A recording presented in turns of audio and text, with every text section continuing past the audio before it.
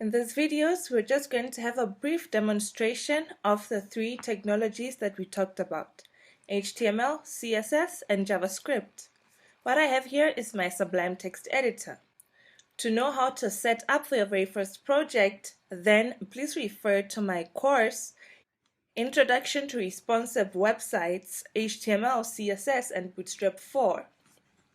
Let's create a file called index.html where we're going to write our HTML code. Let's save this open file, save as. Let's save this in a folder called example and name it index.html. To start with our HTML code, we need the backbone code we discussed in the HTML lecture. When you type HTML, your Sublime text editor will populate the basic HTML DOM for you. The HTML5 declaration, head, body, titles. Let's just say the title is web tech. And then in your body, let's add what we call a header, an H1 heading. This is just an example of HTML. We'll see how CSS works, then JavaScript. Web development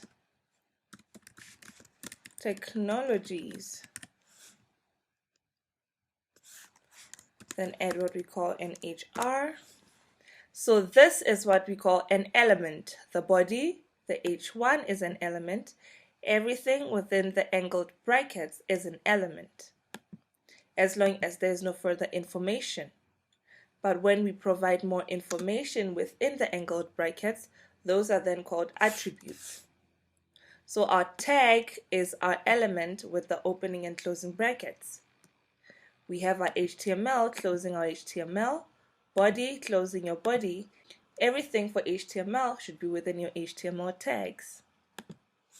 Let's add a few buttons.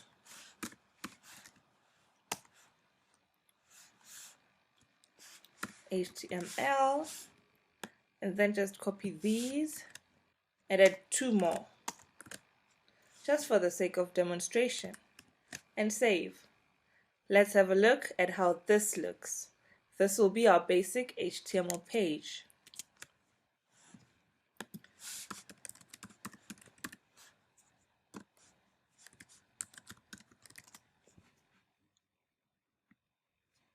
Here we are. We have our web development technologies, our HR, and our buttons. Next, let's have a look at how CSS works. We'll use internal CSS by adding the style tags.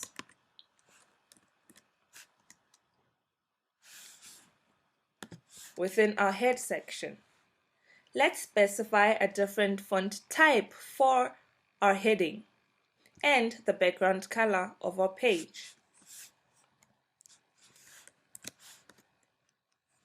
We need to provide the selector, which we call H1. We want to style H1 and therefore we'll use that.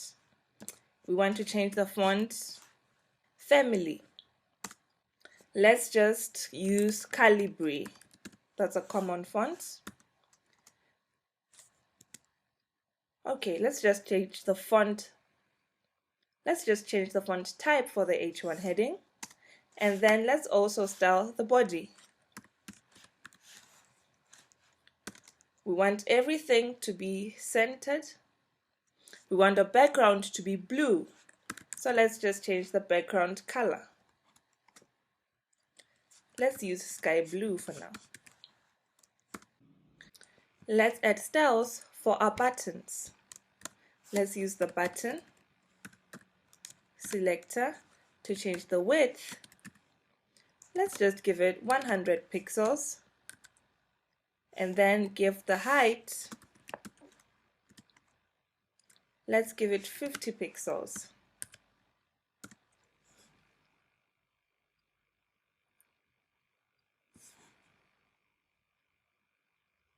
Let's change the text for our buttons to different names.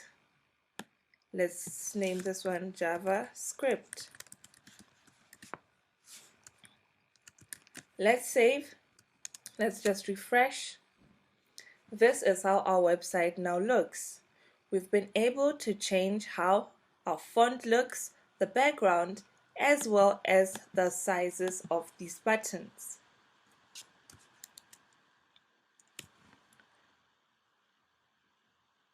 Finally, let's add JavaScript to our website. Usually you can treat your buttons to behave like links so that they work anywhere you want. But in this particular case, we want all of our content to display on our page. First, let's get a paragraph of text that we'll use in our demonstration. I already have text copied here, so let me just create a paragraph. Let's add a break to separate our elements, and then add the paragraph. I already have text copied, so I'll just go ahead and paste it there to add a paragraph of text. Let's save this and then add our JavaScript after. There's some little text on our website. Let's just add JavaScript. Remember, we said to add JavaScript, you need to specify the script tag.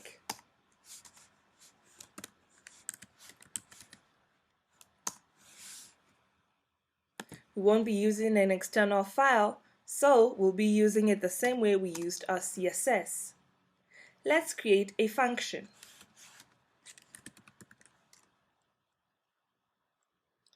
And then provide the name of the function. Let's call it update name, like we did in our example, and give it no argument.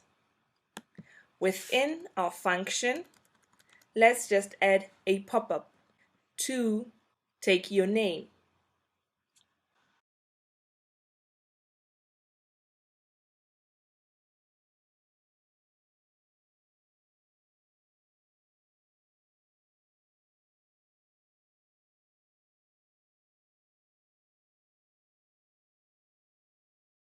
Let's then update a particular element on our website. For example, we want to update this paragraph every time something is clicked.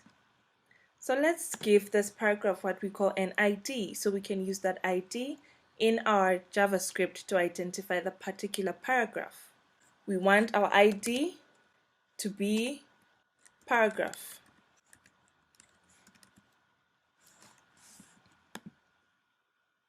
So let's go ahead and update our JavaScript. This is an example of how to update an element. You use document .get element by ID. Then you open brackets and specify that particular ID, which is paragraph in quotes. Then dot to add whatever you want to do. We want to change the inner HTML of this text to something different after we get our name. So let's say dot inner HTML is equal to, let's change the text to hello, then add the variable name, which is outside quotes, and then add more text. Then we have to add a plus again, and then put our quotation strings to put more text. Hello, our text will read hello, and then the name inputted. Let's add a break here so that it adds a new line.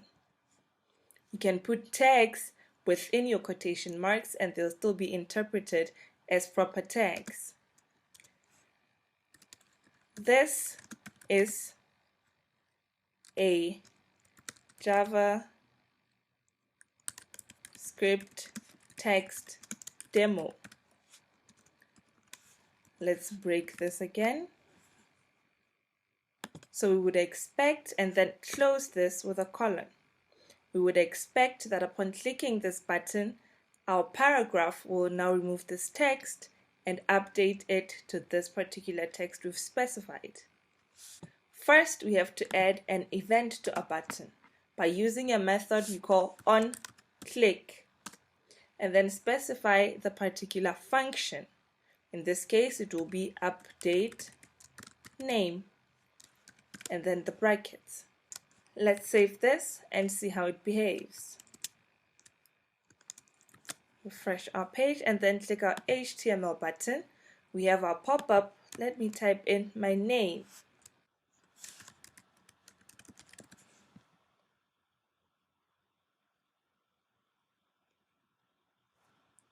Looks like it didn't change our text. We might have an error somewhere. Let's try to fix it. First, let's have a look at our function.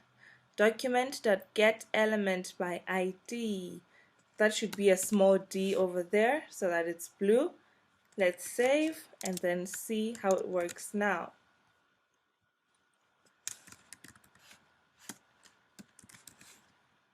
Then click OK. They changed our text to Hello Jennifer. This is a JavaScript text demo. You can do more with JavaScript than just changing text. You can add more elements. You can change the styles of existing elements. Let's just demonstrate adding a CSS style in this particular case. Noting that we did not have to refresh our website in order for this text to change. We can add another function.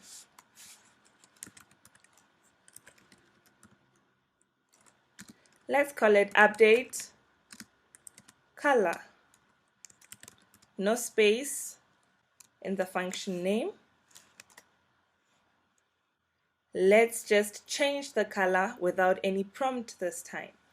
We still use document.getElement by ID. So let's give our body an ID of body that we'll use in our JavaScript. Let's use body. And then instead of inner HTML this time, we're using style. And then we specify the property we want to change, which is the background color. We just use background, then color, then is equal to, in quotes, let's specify the color name, and then close this with a semicolon. Now let's call our function for the CSS button and use the onClick and use the update color button. Make sure your case as well as your spellings are correct because it might not work as expected. Let's just save. It looks like we have an error here. Let's just use this as color. You can just Google a list of properties that you can use with JavaScript to update your website. Let's refresh. HTML, our pop-up is still working. We type in our name, click OK. It updates the text. You click your CSS button. It changed the style of your website. In general, these are all that you can achieve with all these languages and a lot more. This is just a basic introduction on what you can achieve with these technologies.